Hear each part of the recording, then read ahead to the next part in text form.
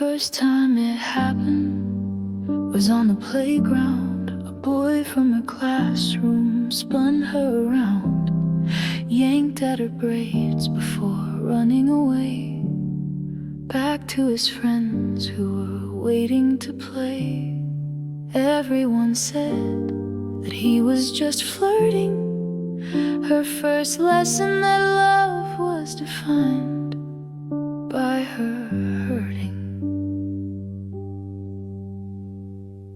A few years later, walking home from school, she walked over the bridge past the public pool. There stood a man lying in wait, hoping to reel in some vulnerable bait. Once she got closer, he opened his fly, exposing his penis as she quickly rushed by. She ran until he was just out of sight. It continued to haunt her every day, every night. At 13 in class, she got a horrible ache. The teacher assumed she was trying to fake. Then she felt something wet in the crease of her pants and ran to the bathroom once she had the chance. It was sticky and red and soaked all the way through. She stood paralyzed there, wondering what she should do. There was no way to clean it and nowhere to hide. There in that bathroom is where her confidence died. 3 years later, she was out celebrating with her best friend and the boy she was dating. He brought a friend whom she'd never met. He seemed like a nice guy, hardly a threat. He was charming enough and a pretty good dancer, but then his mood shifted when no was her answer. She felt like a prude and was flooded with guilt, like she was obliged to make his ego rebuilt.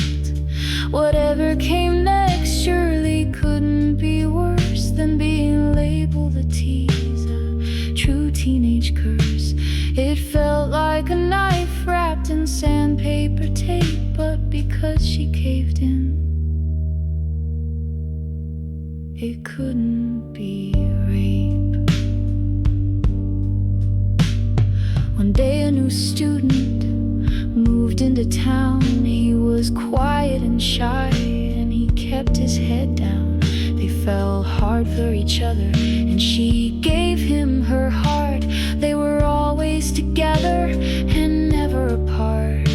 She dumped all her friends to be by his side. He preferred her alone, like a treasure to hide. After a while, she felt she was trapped. She tried to leave once, but got brutally slapped. He snatched up her body, held her up by the throat, lifted her off the floor, her feet dangling afloat. She went off to college to reinvent herself, leaving childhood traumas back at home on a shelf. She was still insecure, full of doubts, full of fears, manufacturing courage by chugging cheap beers. One night at a party, she had too much to drink, and she puked it all up in the bathroom sink.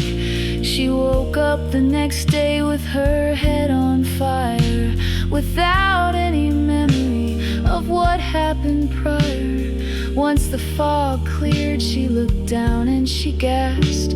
Her pants were unbuttoned, her bra was unclasped. Years later, she thought she found the love of her life, and soon after that, she became a new wife. A few months of trying, then she peed on a stick. The lines appeared quickly, blurry and thick. They formed into the shape of a positive sign, but she never made it to month number 9. It was middle of night, half past the hour. She crawled out of bed and got in the shower. She watched as the blood clot got stuck in the drain, and she stuffed it all down along with her pain. Her husband in bed where he peacefully slept, while she sat in the tub and quietly wept. The doctor's report called her uterus weak. She couldn't help taking it as a critique. The world kept turning and they tried again. Her biological clock taken for a new spin. Nausea plagued the whole first trimester, and after 5 months she was forced to sequester. Her cervix, they said, wasn't suitably strong. She was ordered to lie in the bed all day long. 4 long months with no independence is what it would take to protect her descendants. Uncomfortably stuck, her whole body grew, while everyone told her it's not about you. Of course she would follow the rules to protect the baby she never would dare to neglect. She was willing to make all the sacrifices, accustomed to making her body pay prices. The sheer violence of birth and all of the trauma is the bond that unites the new baby and mama. The next several years came a tectonic shift, hurting her marriage and causing a rift. The weight of the world started taking its toll. Was she the center of gravity or an endless black hole? So many blessings, but they came at the cost of a decade or more of identity lost. She hid under clothing, hoping it would be such to discourage her husband from physical touch. Her love had taken a whole different form, but she always assumed they would weather the storm. Sometimes she'd give in and go through the motion. Isn't that what's required for total devotion? Yes, devotion to others is what's often expected, until seeds of resentment start to be detected, brewing and bubbling, rising up to the top, spilling over the surface with no way to stop. She asked for support and a deeper connection, but they had different ways of defining affection. External temptation was a magnetic force, wishing for freedom, craving divorce. She couldn't resist this newfound desire and accepted the blame for starting the fire. Once again single, she battled new fears. She was vanity's slave through blood, sweat, and tears.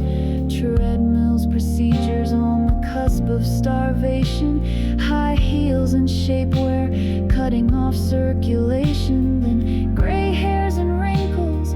Oh, how the tide turns. Aging had brought on a new set of concerns, built for nursing, then lust. Those two dangerous breasts now had to be smashed during annual tests.